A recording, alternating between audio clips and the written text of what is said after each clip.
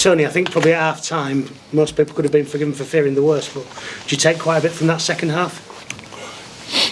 Well, it couldn't got much worse by half-time, could it? But yeah, I get your point. Although, I thought it was a fairly solid start from us to the game. I thought both teams.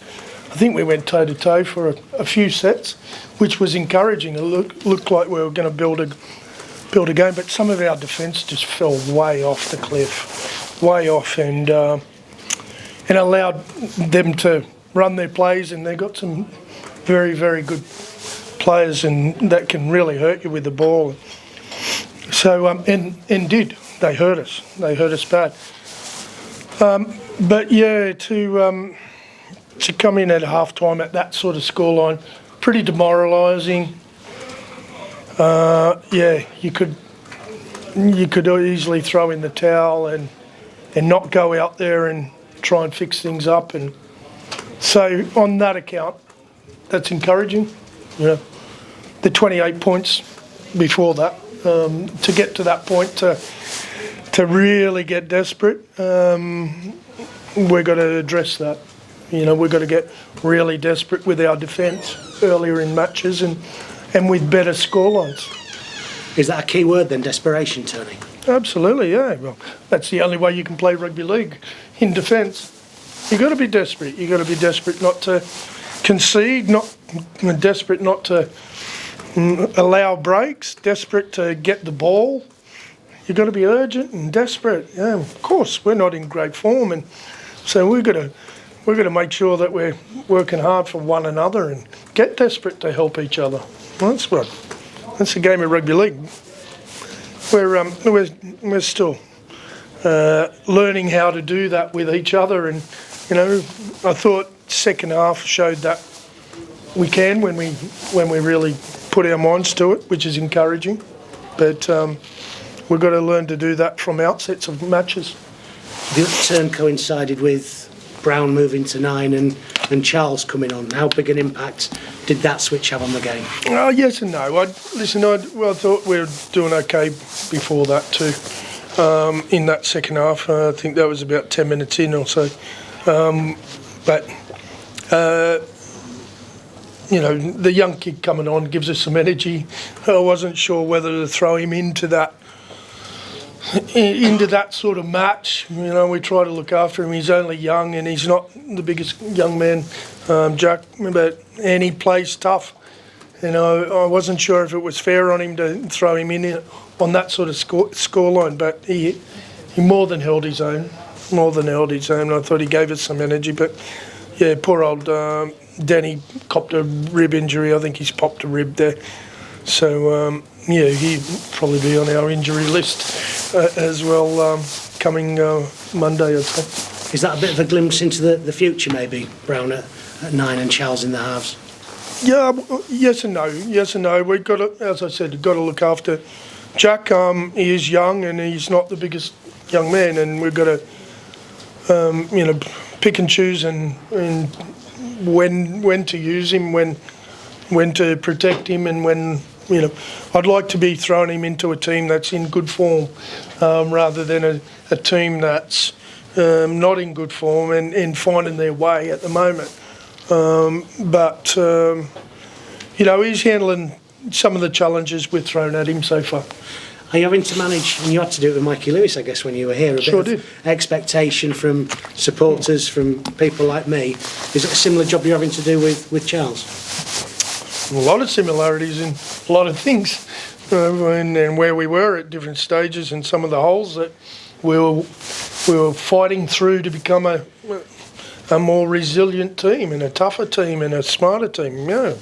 Loads of those, and we forget about all those things, and everybody thinks it's just happened overnight. And you go through a whole lot of pain to get there, and sometimes it's protecting some of those young guys. Sometimes it's dropping them and not picking them because you don't want to overexpose them too soon, and you want them to develop, and you don't want them to get bashed around and be on the score lines of some bad score lines that you're going through.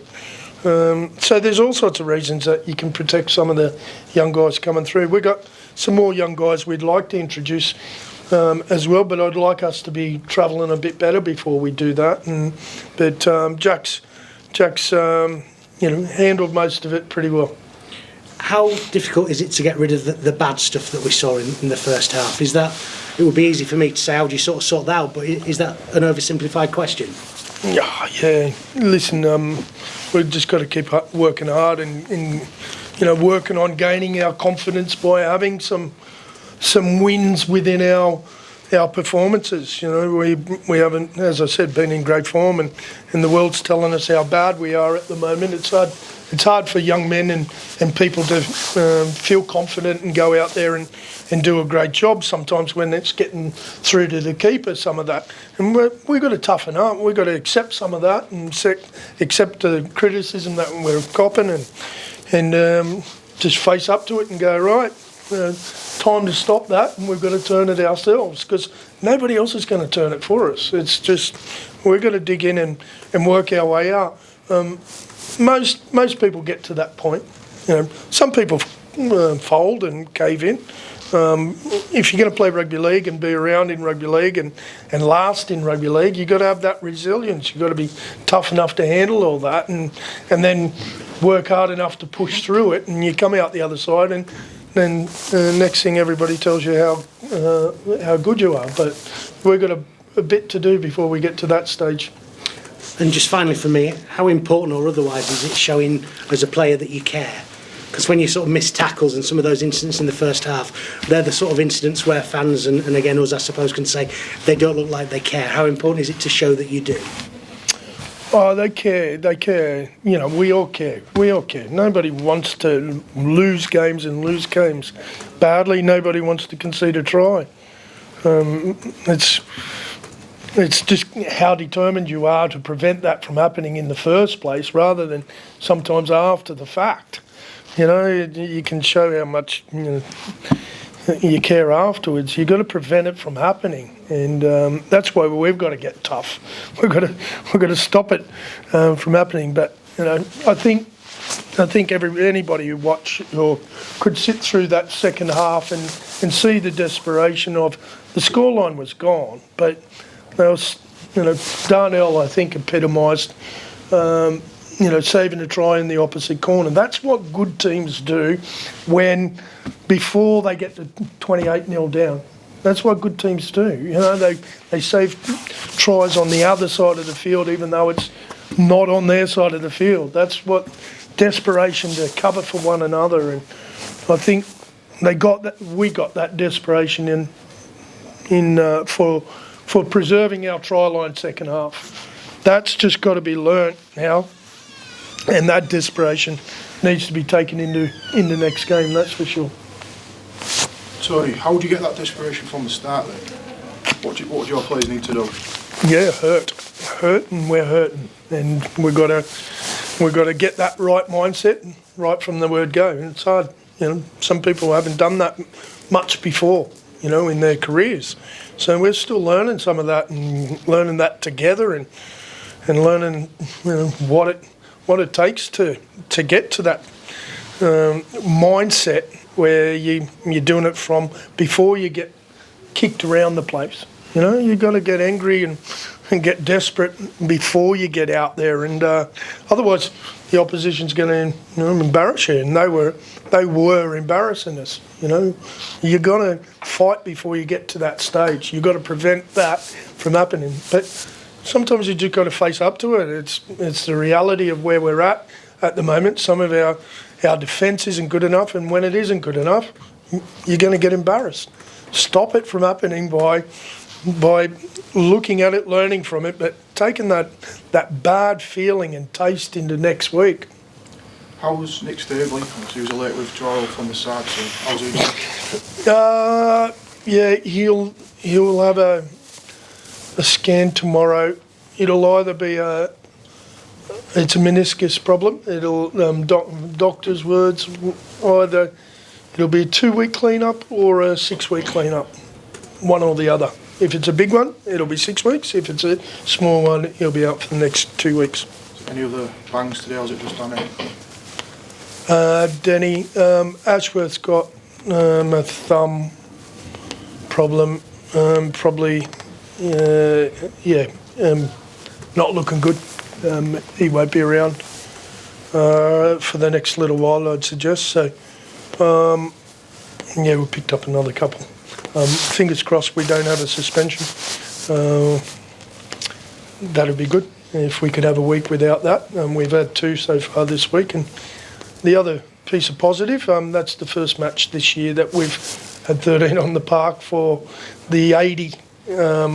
So that's a progress for us. That's a victory for us.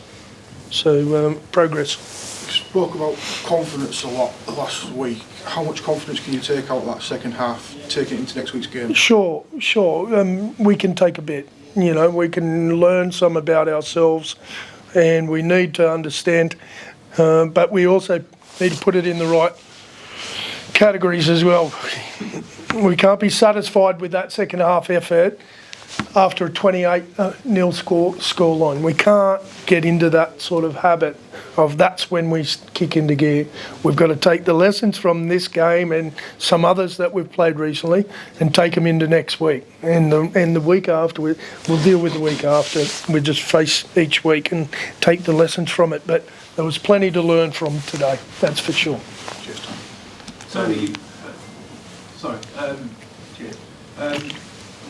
I don't want to wish the season away or the next couple of months and what you can achieve, but obviously from a recruitment perspective, there's obviously some work that you'll want to do.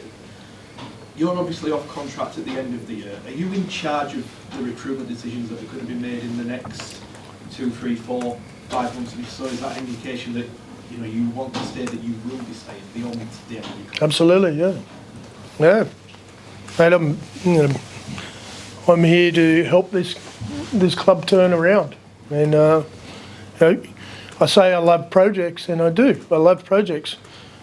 I don't like all parts of it, and I don't enjoy the hard parts of it, and the days like today and days like the last couple of weeks. But hey, listen, so many people out there don't get a chance to learn how to be resilient and fight through when it's tough.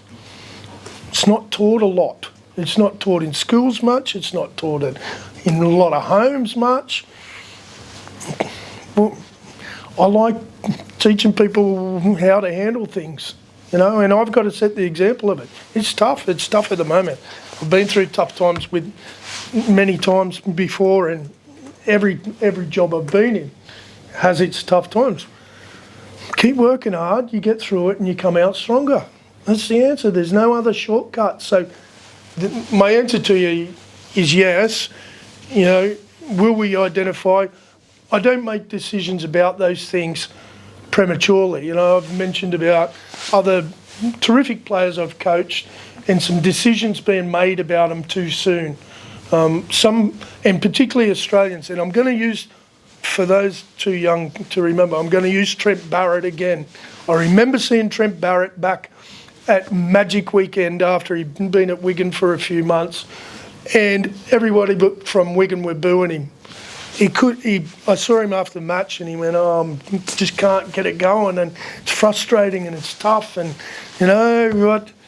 And he kept at it, fought his way through. By the end of the season, he was a star player. For the next 3 years, he became a legend, but the first few months, it takes a while for some of the imports, some of the, players to settle and to work out how to do it properly. He's my example. You could find another example here at this club, if you like, that's now retired too, who's probably one of their best overseas players. But when he came, he marched out of town, or could have been. We've got to teach some people to push through and how to be successful on both sides of the world. It's different. It's a different challenge for them here.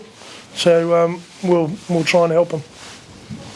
Just going back to mid-August, I think it's 1 win in 13. How psychologically, how do you turn that the mood, the mentality of the players who've been on that run? Well, don't go thinking about the back last August. That's a start. No, it's each week. It's each week as a sports person. And don't lump all your problems together. You deal with it, make priorities, and that's what every coach does, and any decent coach is. You can't fix it all at once, and you've got to find what's the priority at the time and address that and push through that. And when you get on top of that, then you look for the next most